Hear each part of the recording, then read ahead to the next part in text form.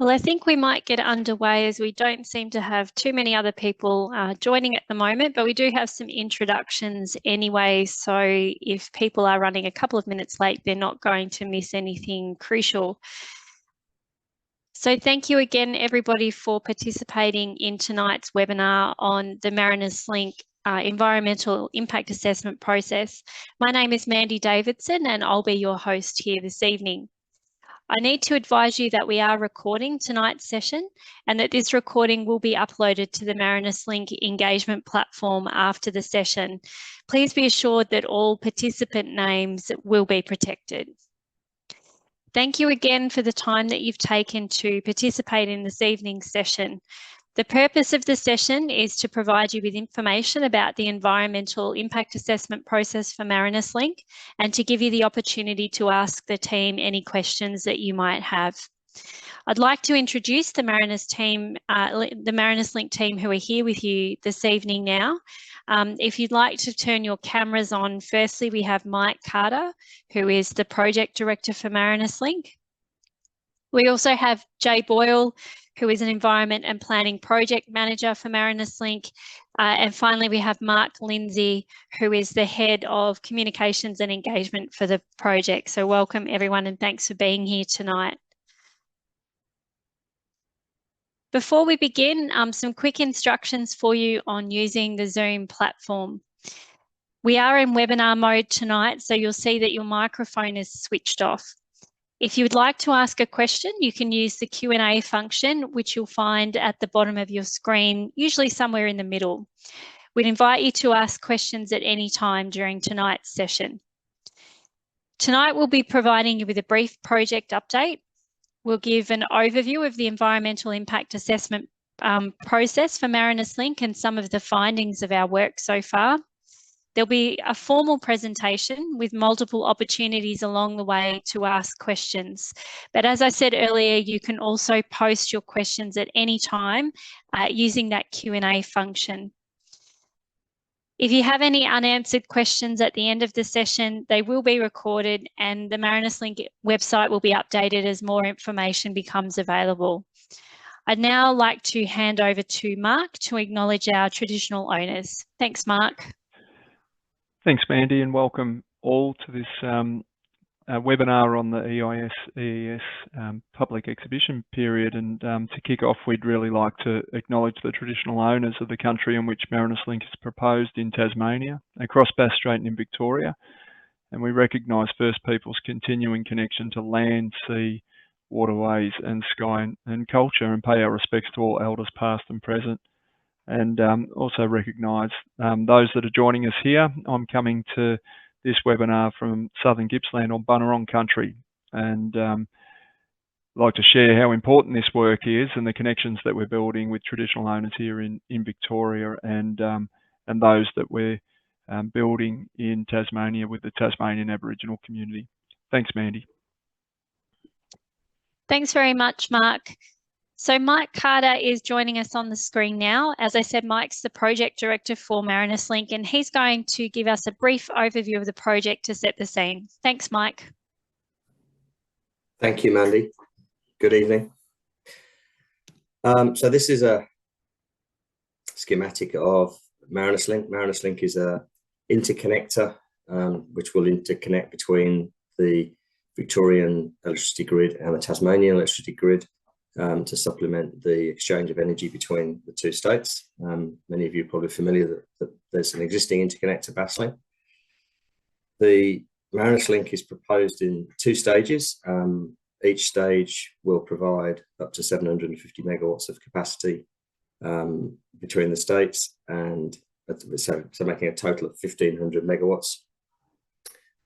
On the schematic there, you can see at the top there, the converter station, which will be at Hazelwood in Victoria. And then we have about 90 kilometres of underground cable route between there and the coast down at Waratah Bay, just west of Sandy Bay Township. And then across Bass Strait, there are 255 kilometres of submarine cable.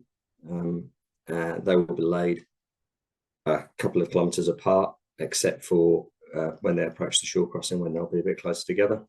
And then we have another converter station down at the Tasmanian end. Now, the reason we need these converter stations is because the link operates on direct current, and the interconnected networks in both Tasmania and Victoria and pretty much universally work on alternating current. And the reason we use direct current is because it's a very long cable, and alternating current simply doesn't work for very long cables. DC is also much more efficient, lower losses, and it's just the way these big projects are done, big interconnectors are done. So to make that happen, we need these converter stations at either end, and there's associated with it is also switching stations in Victoria. It's an existing switching station at Hazelwood, the 500 kV yard at Hazelwood. There'll be a small extension to that, and then the Tasmanian end, it's a new switching station, which is required for our project. Okay, thank you, Manny. If you can go to the next slide.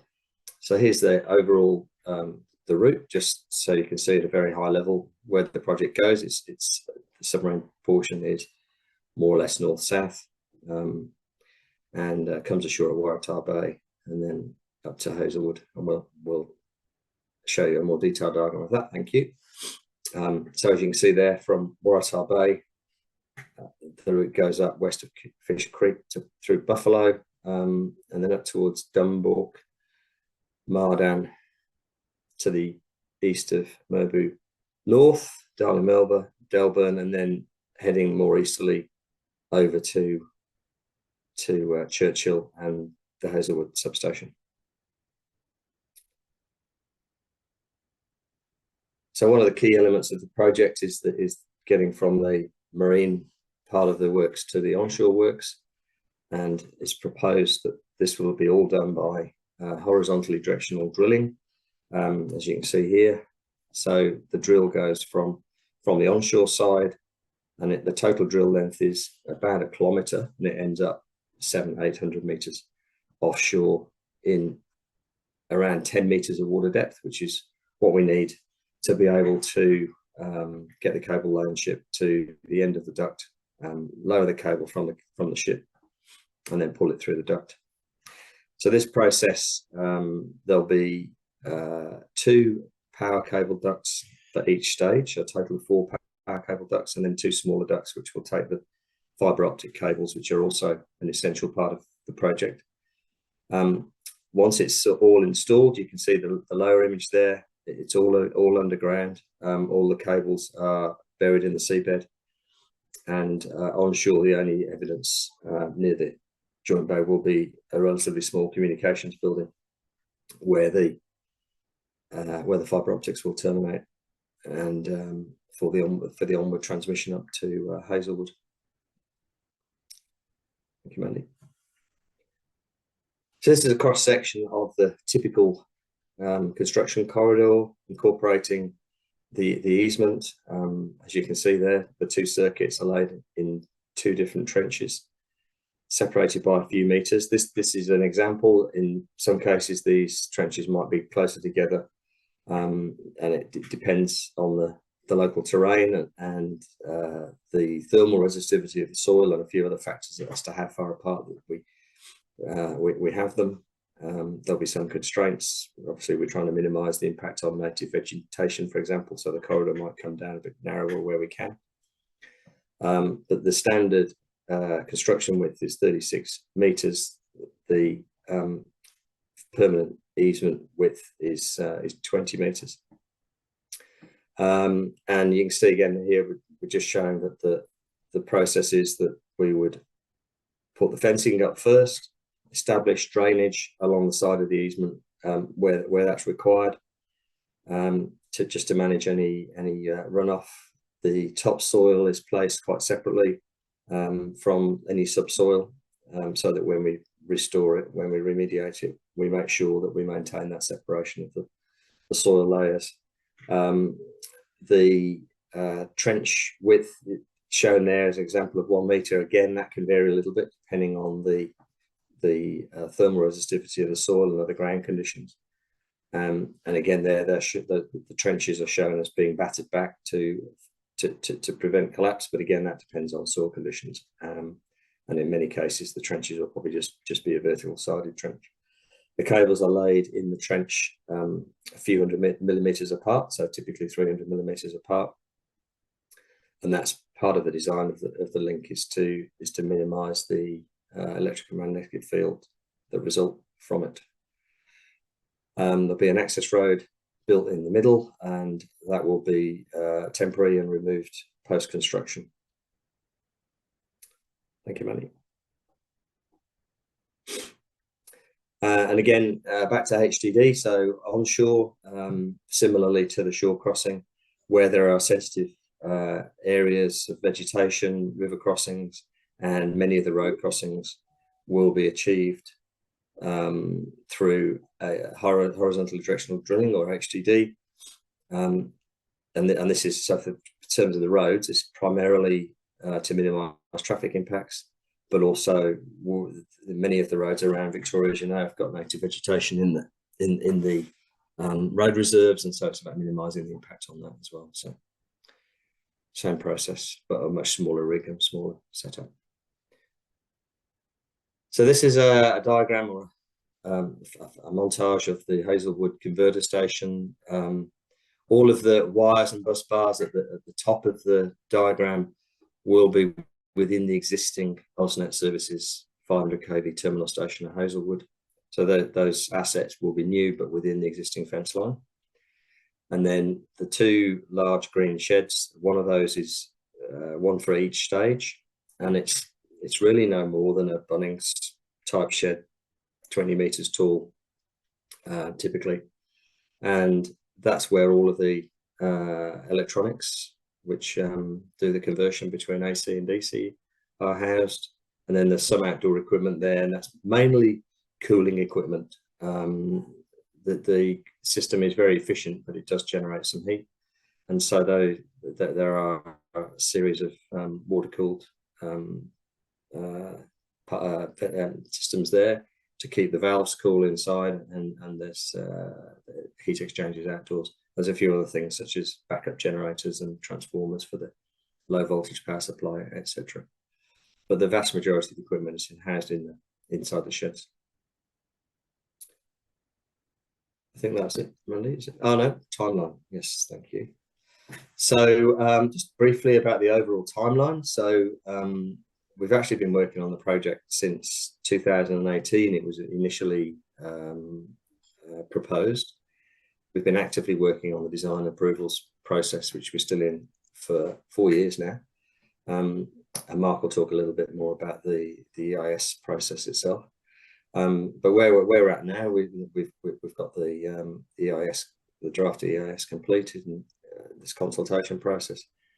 We expect to go through the final stages of our construction readiness over the next 18 months and commence site works early in 2026 at the converter stations, and initial start work for the onshore cable route. 2 stages. The first stage is due for completion in 2030, and stage 2 shown here 2032. That timing is a little bit uncertain. It is linked to the development of pump storage in Tasmania, and so all of the funding arrangements for that and our stage 2 need to be resolved, but that's the expected timeline. Thank you. Thanks very much, Mike. Now, we don't seem to have any open questions at the moment for you in our Q&A, so I'll hand over now to Jay Boyle, who's going to talk about the environmental impact assessments. A reminder, though, if you do have questions or if you think of any while Jay's presenting, please put them in using that Q&A function, and we will have a break again for questions for Jay before we move on. Thanks, Jay. Thanks, Mandy, and good evening, everyone. My name is Jay Boyle. I'm the project manager for the environment and planning team. So I'll be stepping in here tonight to discuss the environmental assessment strategy and the EIS, EES document that's on exhibition at the moment. Next slide, please. So the approvals timeline has been as Mike said, a long 4-year process. We are now down in mid to late 24, where we've been in the field. We've drafted technical reports. We've drafted a EIS, EES, which is a combined environmental impact statement, environmental effects statement that satisfies the Commonwealth and Victorian legislation. That's currently under exhibition right now for a period of 30 business days. And we will have our decision in mid to late 2025 as to whether the project will continue under the current approval strategy. Next one. This slide just kind of shows the complexity behind the approval and the interacting legislation that this project triggers. What we're looking at here is an elevation of Bass Strait with Victoria on the right-hand side and Tasmania on the left-hand side. And above that, you can see the different pieces of legislation that the project has triggered. The Commonwealth jurisdiction is for the entire scope of the project. The Tasmanian jurisdiction is for Tasmania, obviously out to 3 nautical miles into Bass Strait, and Victoria is the same on the other side. So there are several interacting pieces of legislation here that have been tied together with this environmental impact statement and environment effect statement for the Victorian and Commonwealth legislation, and there will be a separate EIS, 2 separate EISs actually for the Tasmanian side. The one that is on display at the moment does refer to Tasmania, but it is as part of that whole of project reference rather than specifically for Tasmania. And I probably jumped into the next one already. So there you go. So if we jump down to dot point 3, the combined EIS, EES and a draft PSA, the Planning Scheme Amendment, are now available for public comment. So that's what this consultation is part of. You're invited to comment on the EIS. The next couple of slides will be able to show you where you can find those copies, but at the moment you can find it on our website as well. It'll be on display until 11:59 p.m. on Friday the 12th of July. Sorry, Friday. And you're able to make a submission to that moment. Next one, please. You can find the full EIS, EES and draft PSA in hard copy at the Burnie Future Energy Hub, the State Library Victoria and the Marinus Link Traralgon office. It is a hefty document, but you are most welcome to search it out and read through it. Selected information of the EIS and EES and the draft PSA will be available in hard copy at the Churchill Community Centre, the Latrobe City Council offices, the Melbourne North Library, Sandy Point Community Centre, the South Gippsland Shire offices and the Traralgon Library. And you can also view the EIS, EES and the draft PSA on our website, which we will show you in detail later on. The document itself, like I said, it's quite hefty. It's upwards of about 8,000 pages. It's been designed to kind of, we read this left to right, to delve into increasing amounts of technical information. So we start here on the left with the community resources, which are newsletters, webinars such as this one, fact sheets that we're publishing on the website and also on our social media and around Gippsland as well. So that provides sort of summary information that may prompt more interest.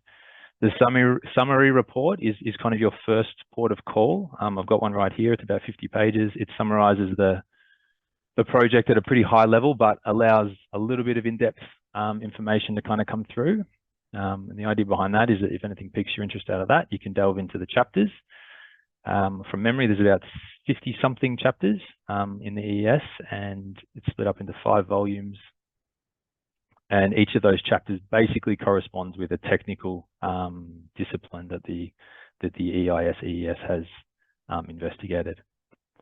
Those technical disciplines were informed by the next one, which is the technical reports. There was 23 of those done. Those are attached as appendices to the EIS, EES. Some of those are also quite hefty and very technical. So it helps to have the chapters and the summary report to clarify a bit of that information. The final one is the attachments, which includes things like a map book, the PSA, the draft PSA itself, and a draft offset strategy.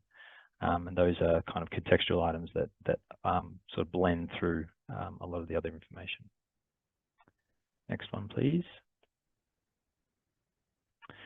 The project is requesting, so the PSA is a request from the Victorian Minister for Planning to amend the Latrobe City Council and the South Gippsland Shire Council planning schemes. There's obviously a lot of different planning applications that are required for a project of this size and breadth, and the planning scheme amendment is designed as a, or the SCO, the Specific Controls Overlay, is designed as an efficient way to make all of those changes within one project context. The SCO will provide conditions which allow and regulate the use and development of the land associated with Marinus Link, primarily our construction corridor. It'll be applied during the construction phase. It does not impact on the existing use and development of the land.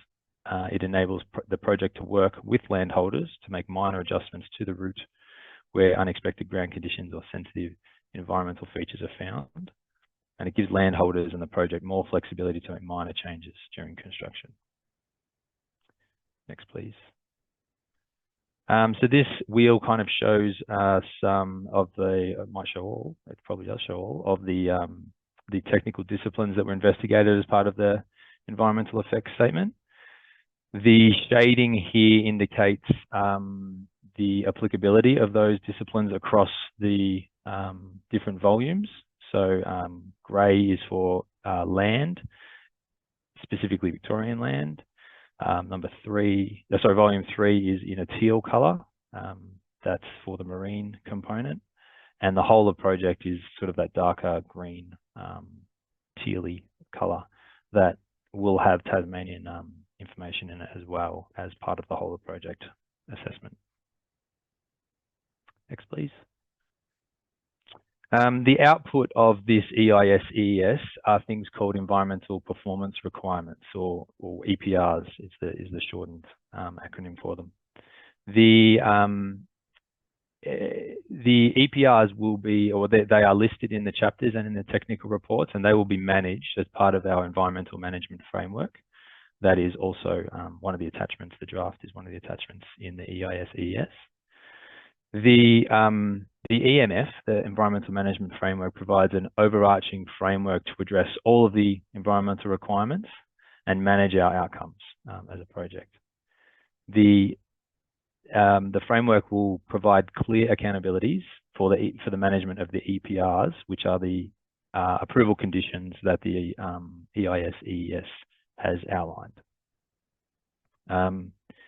The EPRs have been developed by the specialists that are the authors of the technical reports, and they're basically a list of approval conditions that the project is required to meet. They're called environmental performance requirements because they're obviously required, but the idea behind them is that they retain some flexibility in how they are met. Marinus Link and their construction partners must comply with the relevant project approvals and EPRs throughout the project's design, construction, operations and decommissioning. Next, please. Jay, before we jump into the overview on some of the specific EPRs, we do have a question. We have the environmental impact statement in the federal context and the environmental effects statement in the Victorian state context. And Sarah has asked, what's the difference between an impact and an effect? Is there any? That's a very good question. From a Commonwealth point of view, the EIS is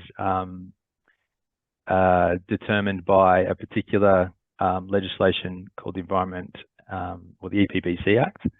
The EES, the Environmental Effects Statement, is just the Victorian, not version of that, but the Victorian planning legislation. In this case, there isn't a significant difference between the two because the Commonwealth has delegated its planning responsibilities to the Victorian government in this context.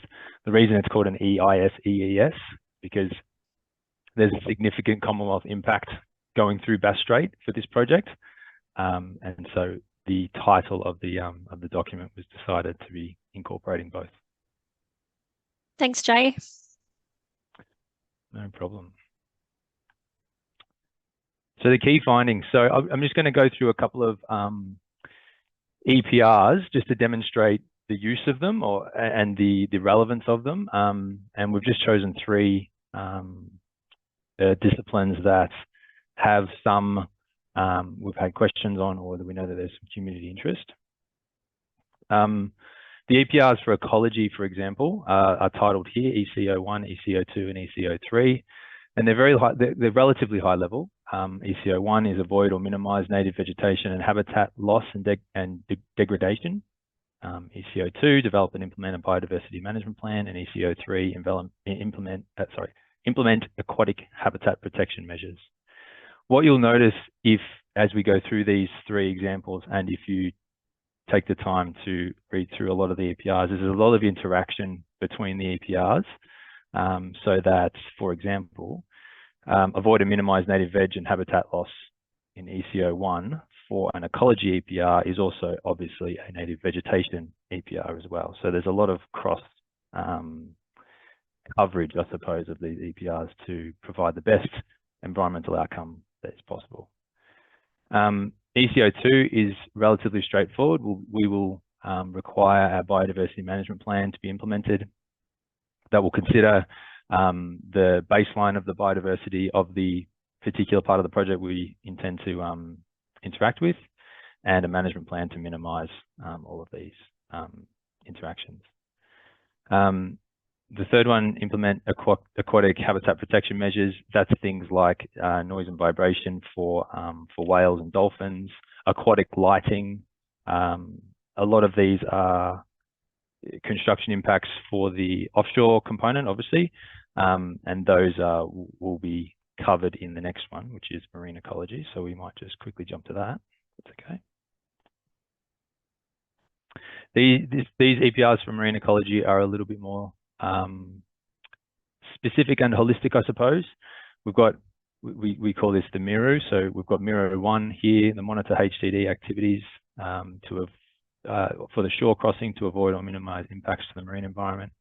And as you read through these, you can see that a lot of these are develop and implement a particular plan, develop and implement a particular marine communication plan. So these are the technical specialists and as we've developed this EIS, EES, they are the process identifying areas of concern and requesting requesting the development and implementation of specific management plans for those areas. I just want to highlight MIRU 3, which is undertake a pre-lay survey prior to the subsea cable installation. So just like the previous one with the ecology, minimise the native vegetation and habitat loss, a pre-lay survey for the subsea cable will do that as well. It will take a baseline of what the ecology conditions were like before the cable is actually installed. Next one, please.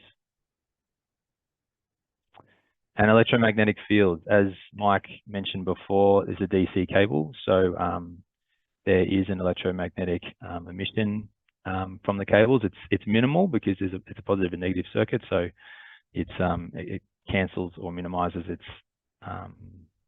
emission. There is, if you take the time to read through the EIS, EES, there is some impacts to some terrestrial ecology, including honeybees. We haven't identified any beekeeping sites along the route, but if there are, we're obviously more than happy to look at solutions that we can. Yes, thanks, Crystal. Crystal's just reminded me of something with native veg loss. One of the EPRs for that we mentioned before with ecology was the minimisation of native veg loss. Our particular EPR for vegetation loss was I'm just bringing up the exact number here. So prior to the implementation in particular of the native vegetation EPR, the project was deemed to be clearing up to 21 hectares of vegetation, including 184 large trees. And just as an example of how effective the EPRs will be, following the successful implementation of the EPRs, that 21.21 hectares was dropped down to 6.58 hectares. and that 184 large trees has been dropped down to 43. So you can see that the conditions that are placed upon the permitting of the project are quite effective in managing the veg loss, which will then also play a part in managing the ecology loss and other impacts. There's obviously a remnant amount of impact, that's 6.58 hectares, and that's where vegetation offsets start to play a part, where the project will be required to purchase vegetation offsets to offset the loss that is unavoidable. That's all. Thanks very much, Jay. I'd like to invite Mark Lindsay now to talk a little bit about how the team has been engaging so far on the process and what to do if you'd like to make a submission. Thanks, Mark. We will come back to questions. Thanks. Thanks, Mandy. And yeah, we're very close toward the end of this engagement program with tonight's webinar being the 12th of 14 different sessions that we're running over a 2-week period to promote the public exhibition period. We've ran 10 drop-in sessions in Victoria to date, across Merbau North, Dumborg, Fish Creek, Sandy Point, Churchill and Meenian. We ran a landholder webinar very similar to this one yesterday afternoon, this one tonight, and we finish out this program of engagement tomorrow actually in northwest Tasmania with a session in Burnie at the Cradle Coast Authority Future Energy Hub, and then one tomorrow night in Heybridge, very close by where the proposed converter station site is up in the northwest of Tasmania. In addition to this, we've had several presentations to organisations, and most recently yesterday with the Cradle Coast Authority and today with South Gippsland Shire Council, where we presented an update on the project, but also the importance of this 30 business day period of public exhibition where anyone in the community can provide a formal submission to the project. I think Jay mentioned earlier that submissions can be taken all the way up to Friday the 12th of July, 11:59 p.m. And anyone in the community is encouraged to read more information around the project and certainly the environmental assessment work that's occurred over the last few years. Or to ask questions, and we're certainly here to answer those. Now, in order to make a submission, and we really encourage anyone in the community to do this, you need to formally lodge that and actually outline that you would like for your submission to be heard. Because following this 30 business day period, we'll actually head into a directions hearing through Planning Panels Victoria, and then following that there'll be a panel hearing where those that have provided a formal submission and who have chosen to be heard on their submission will be able to put them forward. And the timelines around that direction hearings looking to be around in early August, with the panel hearing most likely to occur in September this year, mid to late September. That can take anywhere from a week all the way through to up to and including 8 or 9 weeks, depending on the quantum of submissions that we're fielding. But just to reiterate that Marinus Link won't receive the submissions directly. You need to do that straight through to the Engage Victoria website. But all of this information is on our website, so it can direct you to all of the different documents, summary reports, which give an oversight of the project and the work that the environment team have been leading, but also an interactive map which takes you to different areas of the cable alignment in Victoria, and which outlines things like laydown areas, horizontal directional drilling locations, etc. So if anyone has any questions, you're more than welcome to reach out to anybody at Marinus Link, and our details are on the final slide of this presentation. But if you head to our website and under the Assessments tab, you'll be able to find all the details around this process and certainly how you can raise a submission with Planning Panels Victoria through the Engage Victoria website. Thank you.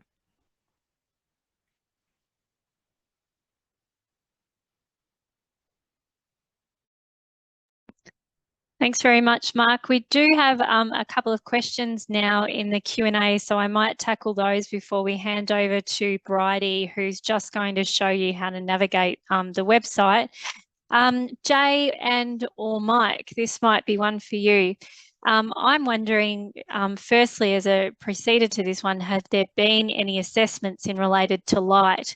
Andrew has a question asking if there's been any consideration given to maintaining or not making things worse for northwest Tasmania's relatively dark skies.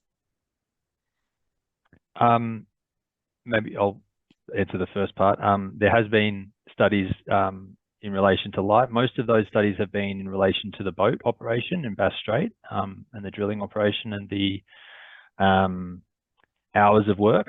The HDD drill is looking like it's going to have to be a 24-hour operation from offshore to onshore. So that has been considered, but that's in construction, not necessarily obviously in operation. And I'm not quite sure, Mike, if maybe the converter at Haybridge has been considered as well.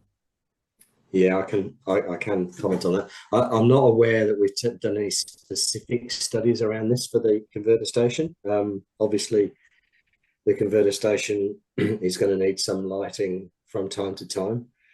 I think the best thing is I'll take that on notice and make sure that we consider that in our detailed design. There shouldn't be a need for lights to be on all the time, but there will be the need for some lighting in the yard. Noting that most of the equipment is indoors, so it should be minimal. But I'll definitely take that as it's a good observation that we need to consider that in detail. Thank you. Thanks, Mike and Jay. Jay, this will be one from you. Sarah's asking about purchasing vegetation offsets. If you are doing that, is there an opportunity for those to be purchased in and around local natural adaptation projects, circular economy style? The answer is definitely yes. There's a strong preference for the offset strategy, which you can read in one of the as one of the attachments to the EIS. It's actually, I find, quite an interesting read, and it's not too long. But yes, the preference is for a local offset purchase. There's a market for these things, and it depends on product availability. In terms of the circular economy, I'm not quite sure. That's probably a little specific at this stage, but definitely there is a preference for a local purchase. Fantastic, thank you. Jay, a follow-up probably to that one, and this came through interest when people were registering. There was interest in removal and replacement of native vegetation as people were registering from the webinar. How will any loss of native vegetation and native habitat be monitored? The short answer is via the EPRs. The loss of the native vegetation will be monitored via the environmental management framework that we are still developing, as again, one of the attachments is the draft version. There will be dilapidation surveys essentially done prior to any impacts being proposed. This EIS gives us a high level view of not an estimate, but a survey of the native veg impacts.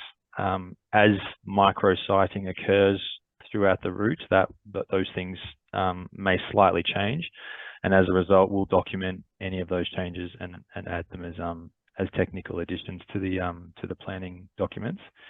But I suppose on the ground, what will happen is a dilapidation survey. So we will take a survey of what the native vegetation is prior to construction impact, and we'll take a survey afterwards. We'll compare those two, and we'll attempt to find a like-for-like solution in a native vegetation offset. And if not, there'll be a strong preference for the project to preserve the native vegetation that's there. Fantastic. Thanks very much, Jay. Now, Mark, if I could ask you to come back on. We also had a question during registrations around workforce accommodation and how the project will be managing accommodation for people as they're coming in to build Marinus Link. Thanks, Mandy. And that's something that we continue to work on at the moment. Even in discussions today at a presentation with South Gippsland Shire Council, it's raised because we know it's an important issue in the local communities where we're proposed to be building Marinus Link, and certainly in both Tasmania and Victoria, where aware of that cumulative impact that not just Marinus Link will have, but other projects that attribute to a region of influx of workforce. Where we can, we'll be hopefully prioritising local content and contractors to actually help us to deliver these projects. That will all form part of what our upcoming tender processes will be, where we'll have targets where local contractors are given an opportunity to bid for work on the project, which hopefully minimises the amount of impact that an influx of out-of-area workforce might have on some of our communities. But what we will be able to do in future months is work really closely on what our workforce accommodation strategy looks like, in how we can lessen the impacts to local communities that we're going to see. The vast majority of the workforce that we can see will be in the locations of the converter station sites.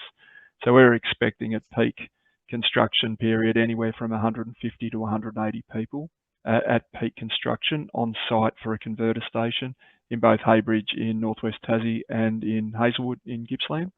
And then the rest of the workforce will be mostly attributed to the installation of the cables along the 90-kilometre alignment in Gippsland. Before I jump off, Mandy, I might just address something and one of the questions around and follow on from the Tasmanian question that Mike and Jay were answering earlier. And importantly, and I didn't mention this earlier, importantly, the environmental assessment component and the engagement that needs to be done for Tasmania is yet to occur. And we're planning on being out in the community in Tasmania, most likely in that northwest region, Burnie, Heybridge, etc., most likely in August, all going well, maybe a little bit toward the back end of August, early September, where we'll be talking very similarly, but around those impacts and the assessment process for Tasmania. So I'm sure we'll be able to pick up on a lot of those conversations then. Thanks very much, Mark. And before you disappear off camera, a reminder to everyone that if you do have any questions, please use the Q&A function at the bottom of your screen. I have one last question that came through during our registrations, and that one's for you, Mark. Are you able to talk a little bit about what the project's doing in relation to direct community benefits and what work you're doing to support local communities? Sure can. Now, similarly to workforce accommodation strategy, we're still working on our community benefits approach right now. We're just awaiting some advice from VicGrid in Victoria with regards to a proposed framework that will look to see a statewide approach to community benefits for all renewable energy projects. As soon as we get that advice, which we expect it's imminent, maybe in the next month or two, we'll start to consult in our communities on what the community benefit looks like for them. And that'll happen both in Gippsland in Victoria and in the northwest of Tasmania too. It's certainly something that we know communities are really keen to hear progress on. We regularly get asked now what that looks like and where opportunities might be. And importantly, conversations with our local government areas are critical because of what they know, because of the touch point they have in local communities too. So we'll be engaging closely not only with our communities, but also peak bodies like our local councils, etc., that are understanding of what the needs are in our local communities. But we would expect that any community benefit sharing program to commence when construction commences, and as Mike outlined in the timeline earlier, that's expected early 2026 to mid 2026. So we will need to make sure that our program's ready to go when we start to turn sod around that time of early start of construction. Fantastic. Thanks very much, Mark. We don't have any other questions in the Q&A at the moment. I will come back for a final round if we have any before we finish. But Mark and Bridie, if I can invite you back now just to talk a little bit about where to find some of this information on the Marinus Link website and what's next in terms of staying up to date on the project. Thanks. Thanks, Mandy. Hi, everyone. Just bear with me as I switch over my screens.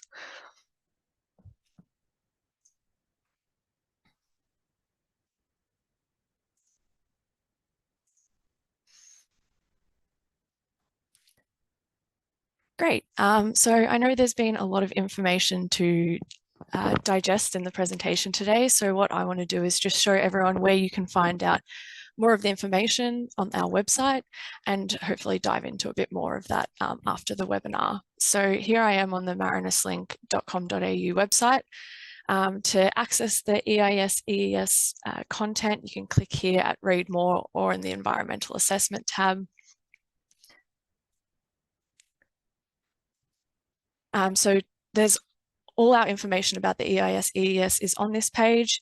If you want to find some of the specific documents that Jay has spoken about today, you can either scroll down or click on this Explore the EES button.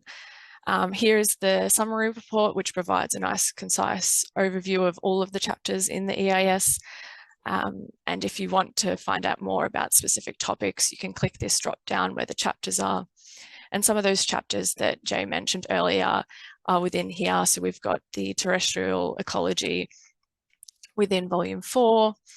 And then we've also got the environmental management framework in volume 5.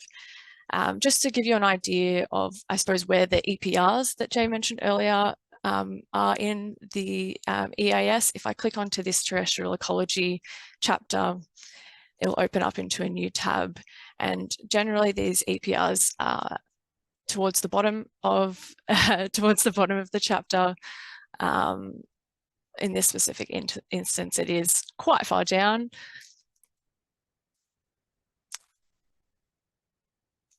Here we go. And you can see that our slides earlier probably had a more high level description of those. If you go into the chapters, you can read more about those specific mitigation measures that the EPRs propose. Now, if I go back to the website, you'll see, and once you've read through all those chapters and been able to digest it, you'll be able to make a submission by clicking on the Make a Submission link on the website, and that will lead to the Engage Victoria page. So this page provides all the information about the exhibition period and the planning panel's process. If you scroll down, you'll see that there's a survey which you can click to make a submission. The Marinus Link team will be around to answer any questions you have. But yeah, I might throw it back to Mark to talk about the next steps. Thanks, Bridie. And Jay mentioned earlier where we've got hard copies of the EIS located at the moment. So right across Gippsland, key documents that are available there. We've got a full suite of documents at our Traralgon office, Marinus Link Traralgon office. But if anybody would like access to any hard copies, reach out to us and we'd be happy to share those. We've got a number of those summary reports that we've been finding that are the most valuable starting point for most people when they want to explore some of the information that's contained within the EIS, and a number of fact sheets that we've developed that summarises some of the technical reports that are inside of all of those quite large documents. If you would like to get in contact with us directly, there's our email, which is probably the most practical way to contact us with regards to any needs around this, team@marinuslink.com.au, and you can also follow us on socials. But again, to remind everybody that any submission must go directly through to Planning Panels Victoria, and those submissions must be made through the Engage Victoria website. Thanks, Mandy. Fantastic. Thanks very much, Mark. And I know that the team will be working hard over the next couple of months to provide project updates, which are available through the website, and you can also subscribe to those through the website there online as well. We don't have any further questions sitting in our Q&A, so I think for this evening that just leaves me to thank you all for attending. I know giving up your Wednesday evening can be difficult for some people, so I really do appreciate your time tonight. If you have any questions following the webinar, please do reach out to the team on the email address that's on the screen. So thanks everyone and good night.